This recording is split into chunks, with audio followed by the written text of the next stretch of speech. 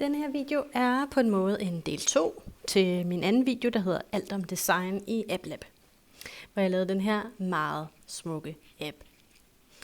Og det gjorde jeg en design, og i den her video der vil jeg vise, hvordan at du går ind og koder den her app om. Simpelthen ændre på designet og sådan noget. Så med så mange ting her i AppLab, der sker der oftest en handling, når man klikker på en knap for eksempel. Så derfor er vi nødt til at have en on-event. Det er den mest anvendte stykke kode. Det mest anvendte stykke kode i AppLab. Og jeg prøver lige at finde min knap her. Så hvis vi skal ind og ændre på noget af det her design for eksempel, så er det en god idé at være i de gule kategori i toolboxen her. UI betyder User Interface, og alt hvad vi ser på skærmen er User Interface, altså det betyder brugergrænseflade, altså skærmen her, hvor brugeren går ind og klikker rundt. Det vil sige, alle de gule bokse har et eller andet at gøre med at redigere eller lave om på eller hente noget fra brugergrænsefladen. Ja, en af dem, der er ret smart at bruge, den hedder Set Property. Ligger næsten nede i bunden. Der kan vi simpelthen gå ind og ændre på for eksempel, ja, se her, listen er jo lang. Bredden, højden, hvor det ligger henne på skærmen fra X, altså det vil sige vandret, lodret. Tekstens farve, baggrundsfarven, hvis man har sådan en border, som jeg jo har her, en meget smukke overskrift, så kan man bestemme, hvor bred skal den der border være, hvad for en farve skal den være, skal den være rund eller ikke rund, fonten, fontstørrelsen, altså skriften, font betyder skrift, hvor skal teksten lægges i venstre side, i højre side, i midten, skal den være skjult, hvad skal teksten være? Skal der være en eller anden placeholder tekst? Det er så kun noget, man kan lave om på hernede ved tekstinputs. Man kan også skifte billedet ud.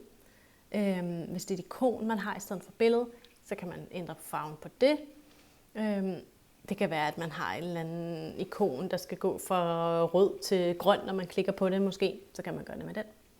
Man kan ændre på gruppe-ID'et. Det er jo nogle af de her radio buttons, de har alle sammen sådan en gruppe-ID. Det har checkboxen ikke. Man kan også sætte den til at være krydset af. Så ja, der er rigtig mange ting, man kan lave herinde. Men hvis vi nu skulle ændre på tekstfarven på min overskrift, så vælger vi tekstcolor. ID. Det er label 1. Og så har vi nogle valgmuligheder, og der er ikke så meget at vælge imellem. Og vi kan kun læse os frem til, hvad for en farve det skal være. Men hernede der ligger noget, både noget, der hedder RGB, men der ligger også noget, der hedder hex. Hexfarver er sådan nogle webfarver. Og det kan man faktisk gå ind og søge sig frem til. Hvis man bare søger på hexcolor, så får man sådan et farvevælger hjul eller mulighed her, hvor man så kan vælge mellem alle farver i hele verden. Så hvis jeg nu gerne vil have, at min overskrift skulle være den her smukke pink, så kan jeg bare kopiere den her. Der er også RGB, men det er sådan, altså det med et komma, så man skal sætte det ind enkeltvis, det er sådan lidt bøvlet. Det nemmeste er bare at kopiere en hex kode. Så den kopierer vi. Går jeg tilbage. Og så sætter jeg den ind der. Så nu skulle tekstfarven gerne blive den her pink, når jeg klikker på min knap. Fordi on event, altså når jeg klikker på knappen, så skal tekstens farve blive lavet om. Så vi prøver. Og det sker. Wow! Fantastisk. Vi kan jo huske at lave borderen om. Så tager vi bare endnu en set property. Dem kan vi jo sætte lige så mange ind af, som vi har lyst til. Og hvor bliver den af? Nå ja, det er jo ID'et selvfølgelig. Label 1. Og så var der noget med border, color, og der kan vi jo vælge en ny farve. Det kan være, at det skal være grøn. Lad os tage den der grønne. Den er bare super grøn. Så sætter vi ind der. Så trykker run, button, bum, smukt. Hvad kan vi ellers? Der er jo også nogle her, sådan, altså, hvor man kan ændre specifikt på størrelsen og position, men det kan man altså også godt med set property. Så den er sådan rimelig generel. Så er der det med skærmene. Det vil man også ofte bruge.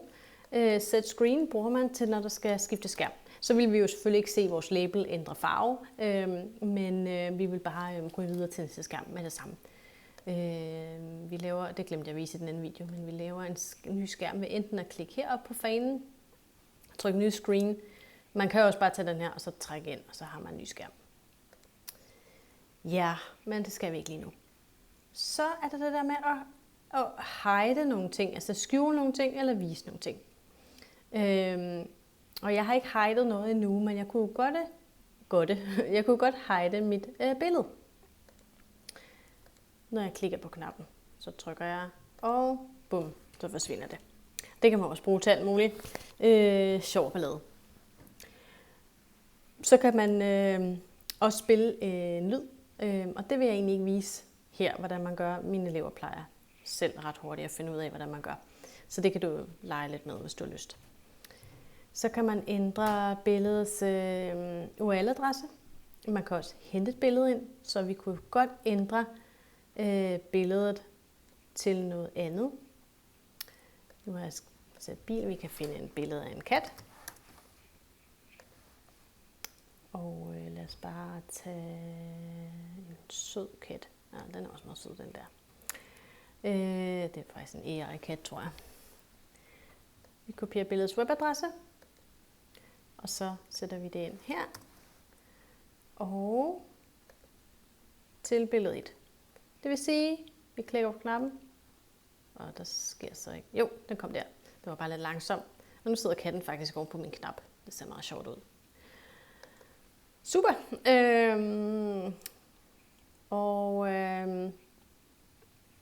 Vi kan også gå ind og se, om der er noget, der er blevet klikket af. Men vi kan også sætte noget til at være klikket af på forhånd. Og det er sådan lidt irriterende, at den ikke har en pil ned med de her set check. Det er ret irriterende.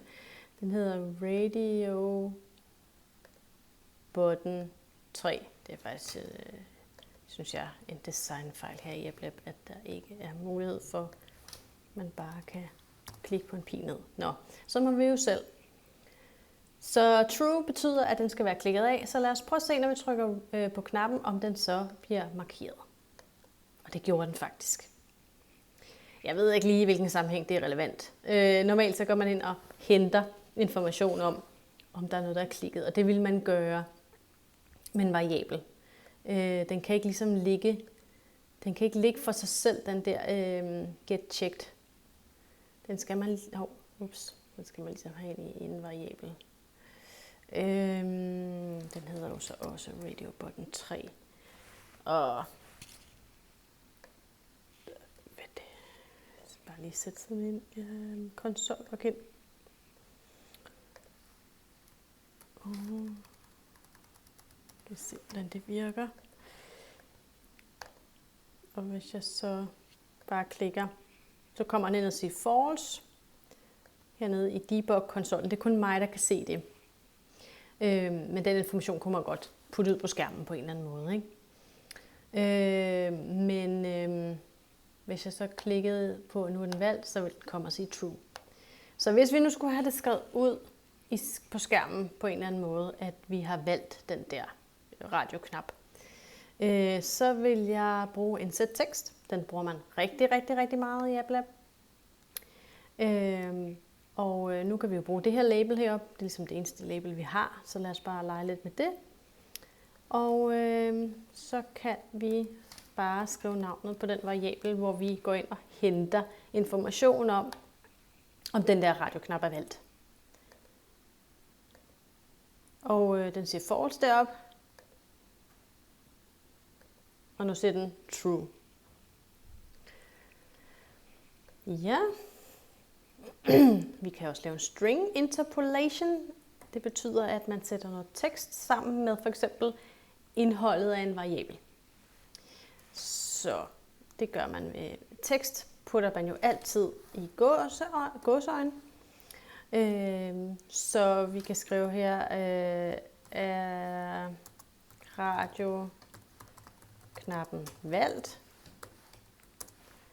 Og så vil den så sige true eller false. Vi klikker, er radioknappen valgt. Det kan man så ikke se, fordi der er ikke... vi kan lige gøre det mindre.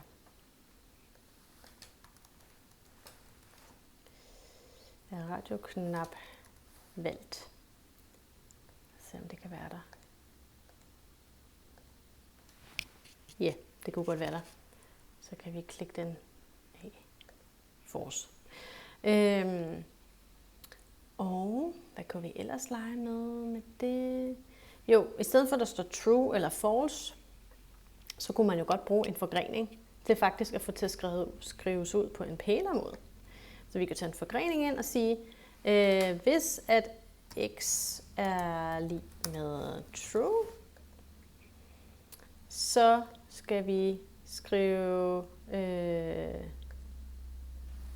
ja, radioknap er valgt. Og så kan vi fjerne det der. Så skal vi nok op i show tekst her og lige fjerne det der. Det skal man nogle gange blive nødt til at gøre sådan. Og nu beklager den sig, fordi vi mangler sådan en der. Og vi går tilbage. Sådan. Nå, men hvad så hvis den er false? Så skal den jo så sige øv. Så lad os prøve at se, om den gør det i stedet for. Den skriver øv.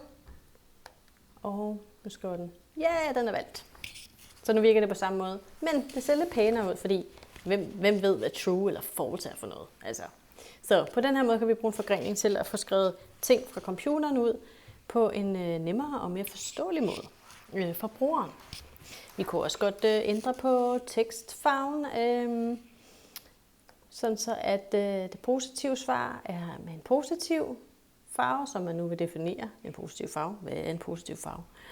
Men det kunne jo være en eller anden orange, gullig, glad farve. Lad os bare definere en glad farve, som må være en af de varme farver. Så text color. Skal vi finde orange jo? Det gør jeg lige. Okay. Så jeg har valgt en glad farve, til hvis den er valgt. Og jeg har valgt en trist farve, hvis nu at man ikke har valgt radioknappen. Så lad os prøve at se, hvordan det ser ud. Så først det er meget trist. Radioknappen er ikke valgt. Og så klikker jeg den på. Og så, yay, så er den valgt. Så på den måde kan man gå ind og ændre på ting ret nemt med de her få dele. Nu skal jeg lige se, om der er en sidste ting, jeg skal vise. Jo, der er selvfølgelig getText. Vi kan ændre på en tekst, vi kan også hente tekst. Og her har vi jo faktisk et inputfelt, vi gerne vil hente noget fra. Så lad os tage den ud, og så tager vi igen en variabel og henter alderen med getText fra tekstinput 1. Tekstinput 1. Hvor blev den af? Der. Og så kan vi ændre på vores overskrift og få alderen skrevet ud deroppe. Label 1. Og jeg kunne også sætte en getText-kode ind her, men oftest er det faktisk nemmest at have de der getText-koder inde i variabler. Så vi kører den. Vi skriver, hvor gammel er... Ja, kun 30. Nej, det er ikke. Så kommer det til at stå deroppe. Så det er vist sådan basically det. Det er jo også rimelig meget nu, det her er blevet til en 15 minutter lang video. Men så har du også lært alt om, hvordan du går ind med kode og laver om på alt dit design. Håber, det giver noget inspiration til, hvordan du selv kan gå ind og manipulere på din apps design, afhængig af, hvad der ligesom skal ske, og hvad brugeren klikker på osv. osv.